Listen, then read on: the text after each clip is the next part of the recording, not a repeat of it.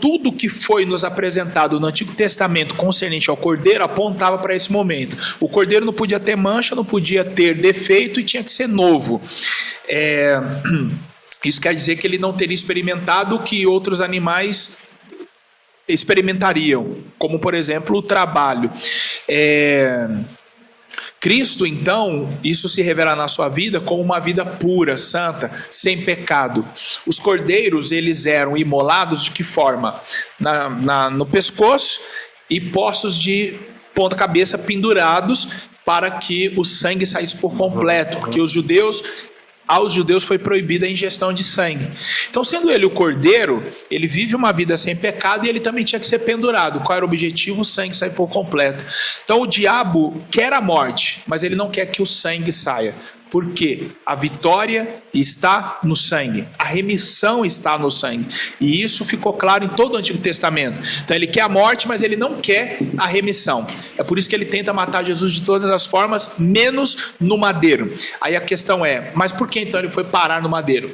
Na visão do Satanás, podemos dizer que ele foi parar no madeiro por um acidente. A cruz era projeto de Deus e não do diabo.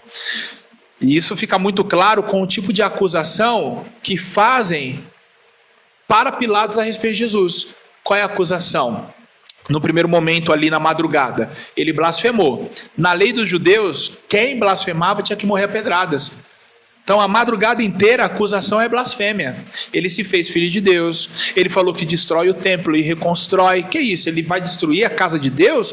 Que blasfêmia é essa? Então a madrugada em toda é decidido a morte pela execução a pedradas. No entanto, quando o dia amanhece, certamente eles têm um momento de lucidez e falam, não vai dar certo a gente levar isso para Pilatos. Por que tinha que levar para Pilatos?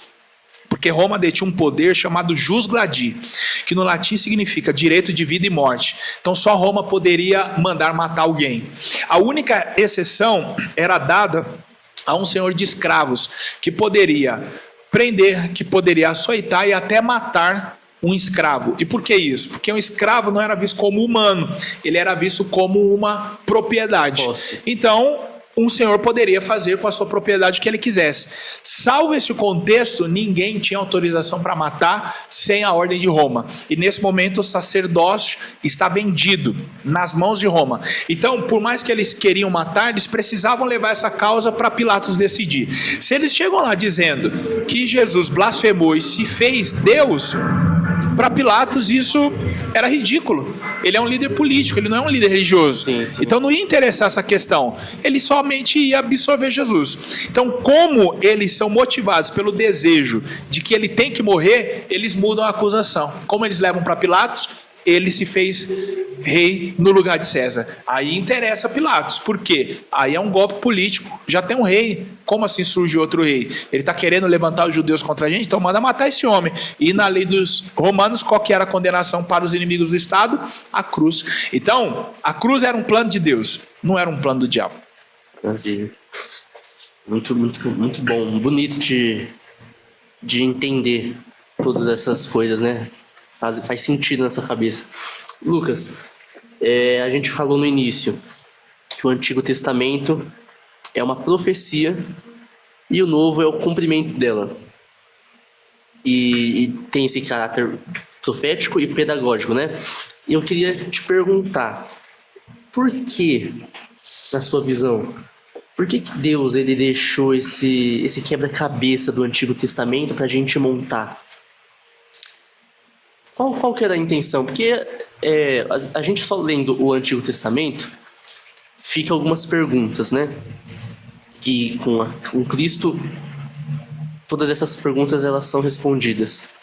Mas qual que seria a intenção de Deus em ter esse enigma, essa pesquisa, essa investigação das profecias, dos símbolos? Então, o ato de salvação ele foi visto com Moisés, com Josué, com Davi, assim, fazendo comparações, né, analogias com Jesus. Por que de tudo isso? Então, isso nos leva para a resposta do porquê Deus criou o homem. Deus é um ser de relacionamento. E Eu não consigo ver um relacionamento entre Deus e os anjos. Por quê? Eles são servos. E o exemplo que nós temos, pelo menos a referência humana, é que por mais que o servo conheça o seu senhor, ele nunca vai ter a aproximação de um filho. Então, Deus, ele, ao criar o homem, ele cria filhos. Não que os anjos não sejam filhos, é um outro grau de filiação, no caso da criação. Mas ele quer um relacionamento com esse homem. E dentro desse desejo, ele monta um plano. E esse plano passa também pela queda do homem, porque ela não é um fator surpresa dentro do plano, e Deus também não é o agente da queda.